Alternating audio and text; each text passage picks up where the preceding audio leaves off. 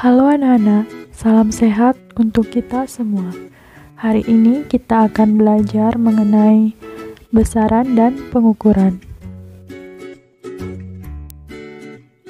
Mari kita simak videonya dengan baik ya.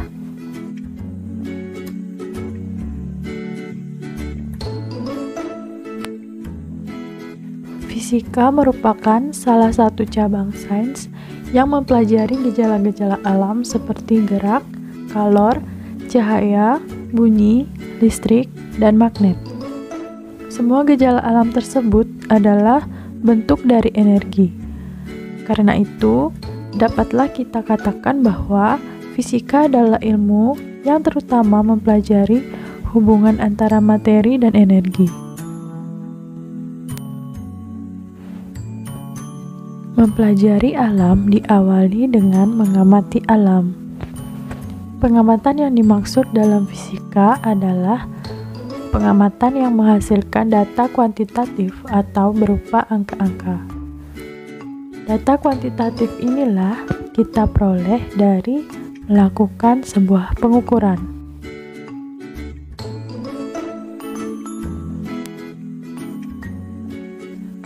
Pada bab ini yang pertama kita akan membahas mengenai besaran. Lihatlah contoh yang telah saya berikan. Tinggi badanku sekarang adalah 170 cm. Kata tinggi menunjukkan besaran yang diukur. 170 menunjukkan besarnya atau nilai pengukuran. Dan sentimeter menunjukkan satuan pengukuran.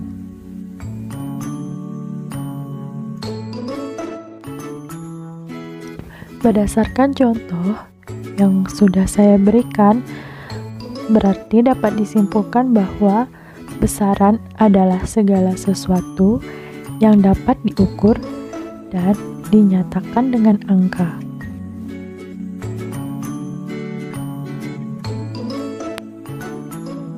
Secara umum, besaran dibedakan menjadi dua, yaitu besaran pokok dan besaran turunan.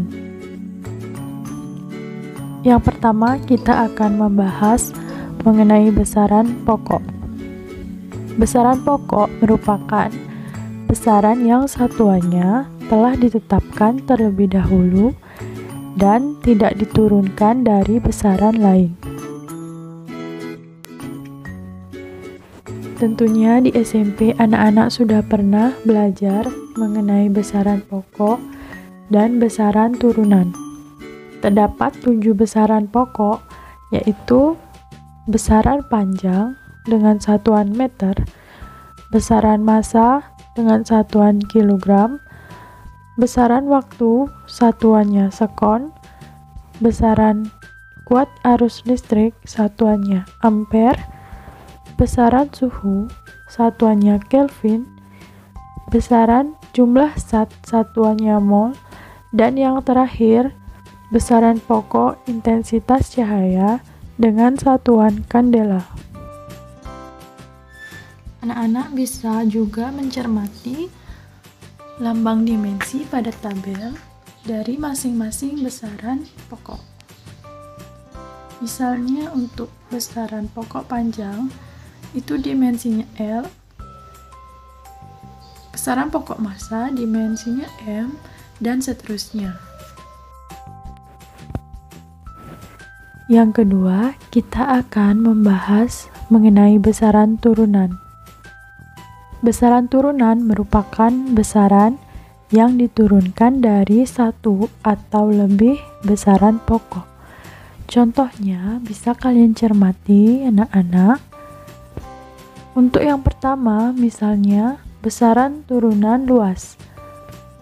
Lambang besaran turunan luas adalah A, di mana rumus luas itu merupakan panjang dikali lebar.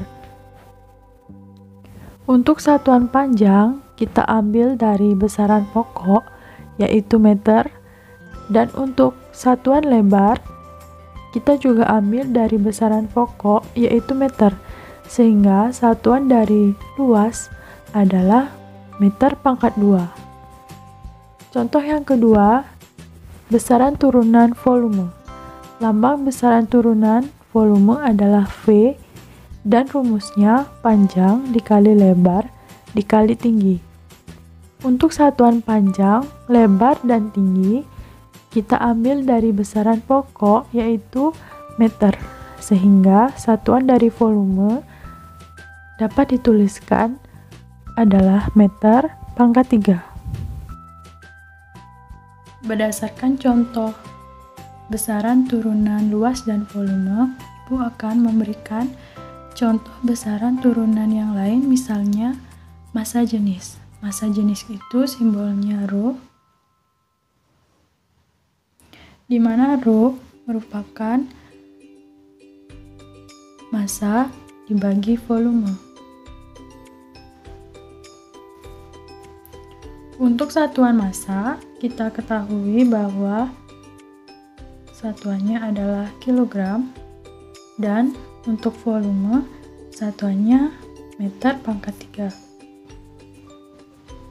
Sehingga satuan dari massa jenis bisa ditulis kilogram per meter pangkat 3, atau anak-anak bisa mengingat aturan bilangan berpangkat. Untuk 1 per A pangkat N akan berubah menjadi A pangkat minus N. Sama halnya dengan satuan Rho ini, jadinya akan berubah kilogram dikali meter pangkat minus 3.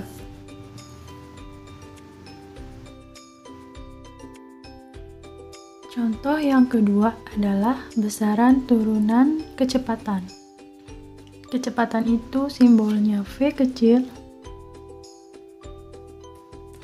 di mana rumus kecepatan adalah jarak dibagi waktu.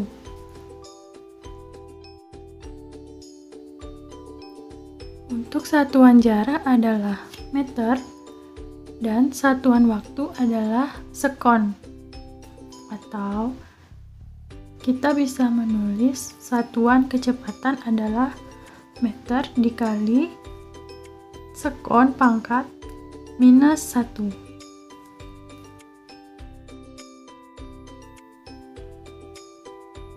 Dan selanjutnya Ibu akan memberikan besaran turunan percepatan. Percepatan simbolnya A kecil.